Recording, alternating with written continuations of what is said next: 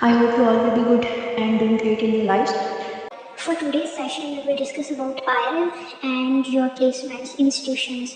बहुत से बच्चे हैं जिनकी क्वेरीज हैं कि हमें नहीं मिल रहे इंस्टीट्यूशंस बेसिस IRL क्या है, असाइनमेंट, तो ये सारी जो चीज़ें हैं आज बेसिक जो इंट्रोडक्शन आपको चाहिए PSY 6 और 9 का आई विल डिस्कस दैट। जितनी भी समझेंगे इस कोर्स के अंदर वो सारी की सारी वर्ड फॉर्मेट के अंदर होनी चाहिए बच्चों। वर्ड के अलावा कोई भी फॉर्मेट एक्सेप्टेबल नहीं होगा, PDF पिक्चर किसी भी फॉर्म में नहीं होनी चाहिए। सारी की सारी असाइनमेंट्स चाहे वो इस कोर्स की हो किसी और कोर्स में हो, हमेशा हमेशा हमेशा आप लोगों ने वर्ड फॉर्मेट के अंदर सेंड करनी है। अदरवाइज़ आपकी जो फाइल्स होती हैं वो डैमेज हो जाती हैं, हम तक नहीं आ पाती, या उनकी फिजिबिलिटी और जो चीज़ हम चाह रहे होते हैं वो उसके अंदर असेस नहीं हो पाता और फिर वो आपके ख़राब हो जाती है और टाइम कंज्यूम होता है आपका भी और सुपरवाइजर का भी। ये बहुत से बच्चे ऐसे हैं जो कह रहे हैं कि हमें अभी इंस्टीट्यूट मिला, ऑर्गेनाइजेशन नहीं मिली है, हमें पता नहीं चला, समझ नहीं आ रही है। तो आप लोगों के लिए एक और असाइनमेंट ओपन होगी IRL के लिए ही। तो अब जब IRL की दूसरी असाइनमेंट ओपन होगी लेट सबमिशन वाली, आप उसके अंदर सबमिट करवाएंगे, उसके बाद आप लोगों को थर्ड चांस नहीं मिलेगा। तो अभी जितने भी आप लोगों की क्वेरीज हैं, जो कंसर्न्स हैं, वो आप लोग जल्दी जल्दी अपनी कवर कर लें और इसके बाद आप लोग IRL के लिए अपनी जो रिक्वेस्ट हैं वो भेज देंगे ताकि जल्दी से जल्दी आपको IRL मिल जाए। जिनकी रिक्वेस्ट आई हुई है, जिनकी फाइल्स ठीक थी, इंशाल्लाह कमिंग वीक में कुछ दिनों के अंदर अंदर उनको जो रेफरेंस लेटर्स हैं, उनको जो चीज़ें चाहिए वो यूनिवर्सिटी उनको प्रोवाइड कर देगी वाया ईमेल। दूसरी चीज़ ये है, मेन बात आती है कि ड्यूरेशन कितना होना चाहिए बच्चों। Again and again I am repeating, 6 to 8 weeks होना चाहिए, 6 से 8 हफ्ते, 5 हफ्ते नहीं हो सकता। 6 से ऊपर जितने हफ्ते करना चाहते हैं आप कर सकते हैं। मिनिमम क्राइटेरिया फॉर PSY 6 और 9 असाइनमेंट्स इज़ के आपका जो ड्यूरेशन होना चाहिए इंटर्नशिप का किसी भी अदारे में करने का वो मिनिमम 6 वीक्स होना चाहिए। 6 वीक से काम एक्सेप्टेबल नहीं होगा। दूसरी मेन चीज़ हमारे पास क्या है कि ऑनलाइन हम इंटर्नशिप कर सकते हैं, नहीं कर सकते हैं। सिर्फ ओवरसीज़ जो स्टूडेंट्स हैं, जो पाकिस्तान से बाहर बैठे हुए स्टूडेंट्स हैं, सिर्फ वो ऑनलाइन इंटर्नशिप कर सकते हैं। इसके अलावा जितने भी आप लोकल स्टूडेंट्स हैं वो सारे के सारे किसी भी फिजिकल इंस्टीट्यूट में जाके अपनी इंटर्नशिप करेंगे। उसके अलावा आपकी इंटर्नशिप एक्सेप्टेबल नहीं होगी, आपकी असाइनमेंट्स बच्चों एक्सेप्टेबल नहीं होगी।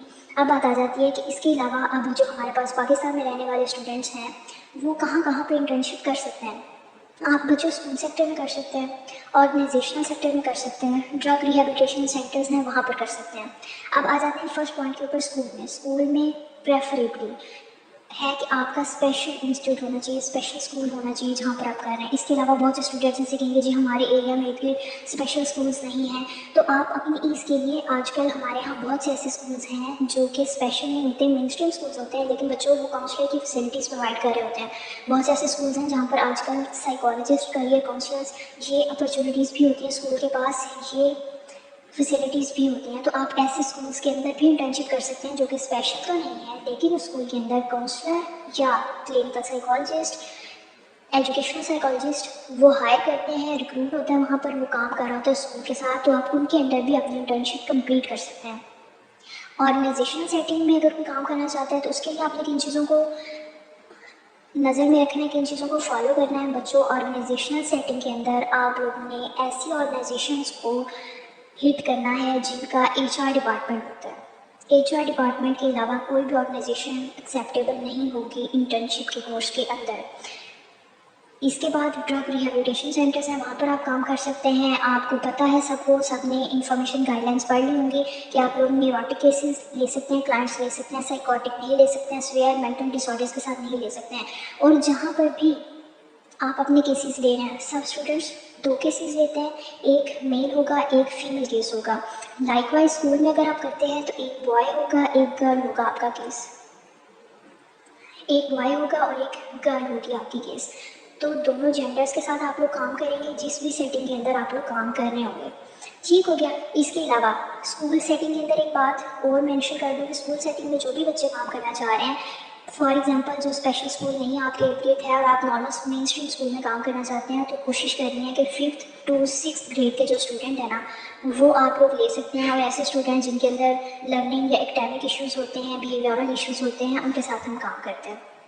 ठीक हो गया ये सारी चीज़ें। दूसरा, इस इंटर्नशिप में एक फुल फ्लैज ओरिएंटेशन होती है जो कि प्रोवाइड करते हैं यूनिवर्सिटी की तरफ से। देखो इसके बाद हमारी रिपोर्ट राइटिंग आती है, उसके अंदर जितने भी इश्यूज़ होते हैं स्टेप बाय स्टेप, जैसे जैसे असाइनमेंट्स ओपन होंगी, जैसे जैसे जो रिक्वायरमेंट्स होंगी हम आगे आगे उनके साथ काम कर। हर सुपरवाइज़र का एक डिफरेंट ट्रायल होता है अपने स्टूडेंट्स को लेकर जाने का, तो काइंडली अपने सुपरवाइजर्स को कॉन्टैक्ट रखिए, असाइनमेंट्स को आपके पास इनको आपके सुपरवाइजर्स लेकर चलेंगे। आपको पास कोई और सुपरवाइजर ना कर सकता है ना करवा सकता है, तो इसलिए डबल माइंडेड होने से, कंफ्यूज होने से बेहतर है कि आप सिर्फ अपनी जो कमांड्स हैं फॉलो करें अपने सुपरवाइजर की, क्योंकि वही आपको हेल्प आउट कर सकते हैं। इसके अलावा कोई भी आपके सर पे हाथ नहीं रखेगा और आपको हेल्प आउट नहीं कर सकता, क्योंकि वही रिस्पॉन्सिबल होते हैं अपने स्टूडेंट्स के लिए और उनको गाइड करने के लिए। और हर सुपरवाइज़र का जो तरीका होता है वो डिफरेंट होता है, तो आप लोग कंफ्यूज होंगे, आप लोग राइट अप किसी एक सुपरवाइज़र की अकॉर्डिंग कर लेंगे और आपके सुपरवाइज़र को कुछ और चाहिए होगा, तो फिर आपके लिए प्रॉब्लम्स होगी। और एलएमएस के ऊपर ये क्लियरली मेंशन होता है कि आपके सुपरवाइजर्स कौन हैं। आई होप अभी तक जितनी कन्फ्यूजन्स आप लोगों को हो सकती हैं वो मैंने आप लोगों को बता दी हैं।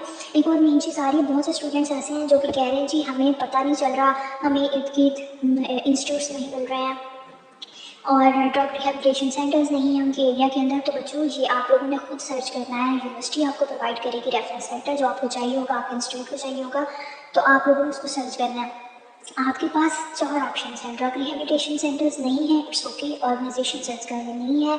मेंटल हेल्थ सेंटर्स हैं, वहाँ पर सर्च करें, वो नहीं है तो आप स्कूल्स में जा सकते हैं, स्पेशल एजुकेशन स्कूल्स या मेन स्ट्रीम स्कूल्स के भी ऑप्शन मैंने आपको दिया, आप उनको भी सिलेक्ट कर सकते हैं। इसके अलावा और तो कुछ भी नहीं किया जा सकता, क्योंकि अगर आप ये कोर्स करना चाहते हैं तो इन सारे पैरामीटर्स के अंदर रहते हुए आई होप कि आपको कोई ना कोई जो इंस्टीट्यूट है मिल जाना चाहिए। बहुत से स्टूडेंट्स ऐसे भी हैं जिन्होंने अपने इंस्टीट्यूट ढूंढ लिया और उनके इंस्टीट्यूट को रेफरेंस लेटर नहीं चाहिए। तो आईएल कंपल्शन नहीं है, आप किसी भी इदारे में, किसी भी साइकोलॉजिस्ट, साइकेट्रिस्ट या कहीं पर भी रिहेबिलिटेशन सेंटर में, स्कूल में काम कर रहे हैं, उनको यूनिवर्सिटी का रेफरेंस लेटर नहीं चाहिए। उनको नहीं चाहिए कि यूनिवर्सिटी आपको आगे से बताए कि हाँ ये हमारा बच्चा और आप उनके साथ काम करने की इजाज़त दें, तो इट्स ओके। उसमें आपको आईएल जमा करवाने की ज़रूरत नहीं है, आईएल के लिए अप्लाई करने की ज़रूरत नहीं है। आप वहाँ जाएँ, काम करना शुरू कर दें, क्योंकि ये आपकी ग्रेडेड एक्टिविटी नहीं है कि ये एक असाइनमेंट है जो लास्ट में आपने सबमिट करवा दी। अगर आपके इदारे को नहीं चाहिए, वेल गो अहेड और अपना काम करना स्टार्ट कर दें इसके अंदर।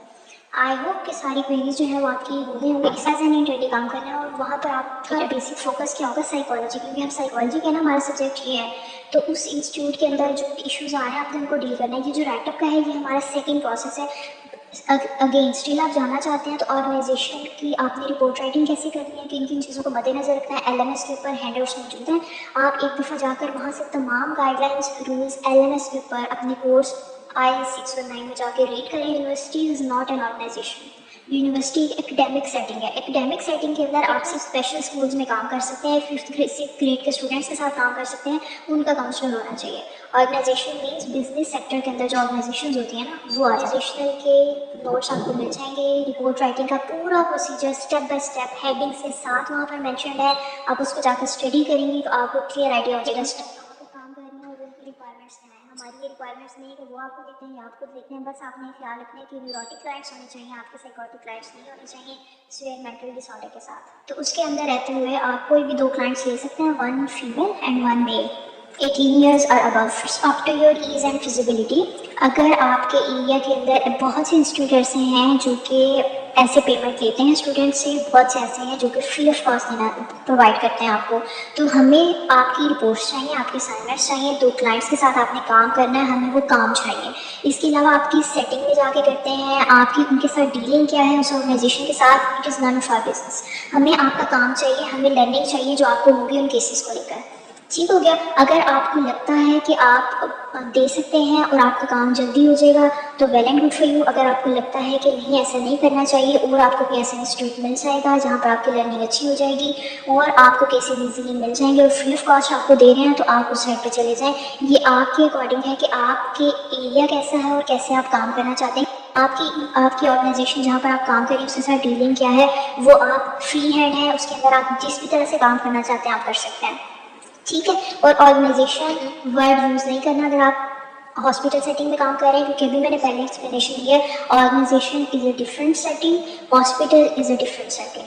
तो ऑर्गेनाइजेशन की जब आप बात करेंगे तो उसकी रिपोर्ट राइटिंग और वो जो सिनेरियो बनेगा बिल्कुल डिफरेंट होगा, हॉस्पिटल वाला बिल्कुल डिफरेंट होगा, तो कंफ्यूज हो जाएंगे आप। फ्री हैंड है आपकी, हमें जो चीज़ें रिक्वायरमेंट्स हैं एलएमएस के ऊपर मैंने भी डिटेल में आपको बता दिया है। स्टिल आप और मज़ीद डिटेल में पढ़ना चाहते हैं एलएमएस के ऊपर, बच्चों गाइडलाइंस पढ़ी हुई हैं, रूल्स पढ़े हुए हैं, सारी की सारी असाइनमेंट्स जो हैं वो ऑलरेडी जो लेसन्स हैं ओपन है एलएमएस के ऊपर। आप जाकर रूल्स गाइडलाइंस पढ़ें, आपको डाउनलोड फाइल्स का जो सेक्शन होता है एलएमएस के ऊपर हमारा, उसके अंदर आपको रिपोर्ट राइटिंग का तरीका ऑर्गेनाइजेशन में करना चाहते हैं, स्कूल में करना चाहते हैं, आप लोग ऑनलाइन करना चाहते हैं, तमाम जितने भी जहाँ पे भी आप काम करना चाहते हैं, रिपोर्ट राइटिंग के पूरे तरीके भी वहाँ पर पड़े हुए हैं, आप वहाँ से भी देख सकते हैं। तो पहले एक दफ़ा देखें, बैठ के अपने इर्द गिर्द एरिया में देखें कौन सा इंस्टीट्यूट आपके लिए वैलिड है, फिजिबल है।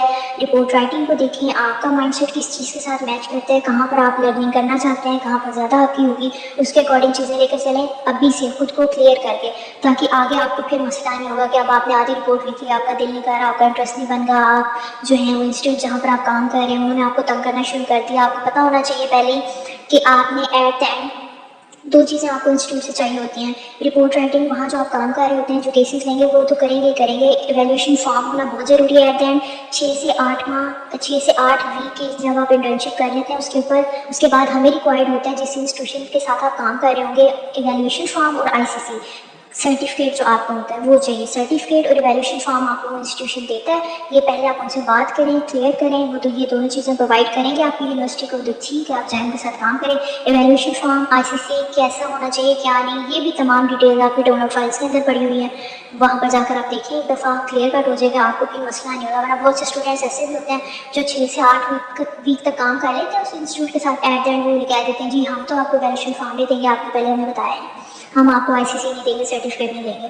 तो उसके बगैर आपने बहुत अच्छी असाइनमेंट भी बनाई होगी, ये चीज़ें जब आपको वो इदारा प्रोवाइड नहीं करेगा तो फिर भी आपके लिए इशू हो सकता है। तो शुरू से ही इन मसाइल से बचें। आपको मैंने क्लियर कट बता दिया सेशन लेकर एक कि आप अभी से अपने आप को उसके अकॉर्डिंग लेकर चलें चीज़ों को। इवन तो आपके भी ओरिएंटेशन होगी सब्जेक्ट की, उसके अंदर भी क्लियर आपको चीज़ें सारी करती जाएंगी जी। स्पेशल एजुकेशन की रिपोर्ट राइटिंग और इसके ऊपर जितनी रिक्वायरमेंट्स हैं हमारे सब्जेक्ट को लेकर, वो सारी की सारी आपको मिल जाएंगी। करेंगे 11 to 14 ईयर्स के जो किड्स हैं उनके साथ आप काम करेंगे स्पेशल एजुकेशन के अंदर, 11 to 14 ईयर्स ऑफ एज, क्योंकि यहाँ पर हमारा डायग्नोसिस होता है। डायग्नोसिस चूँकि हमने देना होता है तो वो भी आपने देखना होता है। फॉर एग्जाम्पल अब बहुत से बच्चे ऐसे होते हैं, ये मैं आपको रिपोर्ट राइटिंग के बाद बता रही हूँ, बहुत से बच्चे ऐसे होते हैं डायग्नोसिस के ऊपर हमारा मेजर फोकस होता है। अब आप किसी भी डिसऑर्डर का डायग्नोसिस ही आप दे सकते हैं 5 ईयर्स के बाद, और आपने बच्चा लिया होगा 3 साल का, तो हाउ यू विल जस्टिफाई। सो कोशिश करें 11 to 14 ईयर्स के जो चाइल्ड हैं आप उनके साथ काम करेंगे स्पेशल एजुकेशन में, ताकि डायग्नोसिस में, रिपोर्ट राइटिंग में आपको हेल्प हो जाएगी। हमारी रिक्वायरमेंट्स कंप्लीट होनी चाहिए। उस एवेल्यूएशन फॉर्म के ऊपर वो अगर 1-2 सेंटेंसेस के अंदर मेंशन कर दें कि आपने 6 to 8 वीक्स, ये जितना भी आपने काम किया 8 वीक से ज़्यादा किया है वो मेंशन कर दें, उसके ऊपर आपकी स्टूडेंट आईडी मेंशन कर दें, और अपने जो हॉस्पिटल है उसका लेटर हेड ऊपर डाल दें उस पेज के ऊपर, एवेल्यूएशन फॉर्म के ऊपर, तो that will also be accepted. Letter head means logo, organisation में कहीं भी काम कर रहे थे उनके लोगोज वगैरह तो होते हैं, तो अगर वो हो जाएंगे तो हमारी ईजी हो जाएगा। ऊपर 1-2 लाइनों में वो आपके बारे में और कितने वीक्स आपने किए वो मेंशन कर देंगे तो एक्सेप्टेबल होगा वो।